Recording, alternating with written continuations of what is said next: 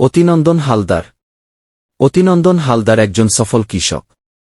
তিনি খুব গরিব পরিবারে জন্মেছিলেন এবং তার শৈশবে অনেক কষ্ট সহ্য করতে হয়েছে।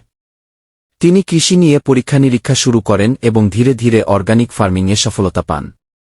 আজ তিনি একজন সফল অর্গানিক কৃষক এবং তার ফার্মিং পদ্ধতি অনেক কৃষকের জন্য প্রেরণা। জাফর ইকবাল। মুহম্মদ জাফর ইকবাল একজন বিখ্যাত লেখক এবং বিজ্ঞানী।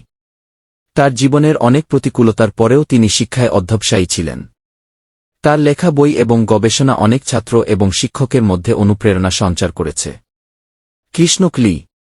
কৃষ্ণকলি একজন পরিচ্ছন্ন কর্মী ছিলেন, কিন্তু তার স্বপ্ন ছিল একজন সফল উদ্যোক্তা হওয়ার। নিজের ক্ষুদ্র সঞ্চয় দিয়ে একটি ছোট্ট দোকান শুরু করেন। কঠোর পরিশ্রম এবং ধৈর্যের মাধ্যমে তিনি আজ একটি সফল ব্যবসার মালিক।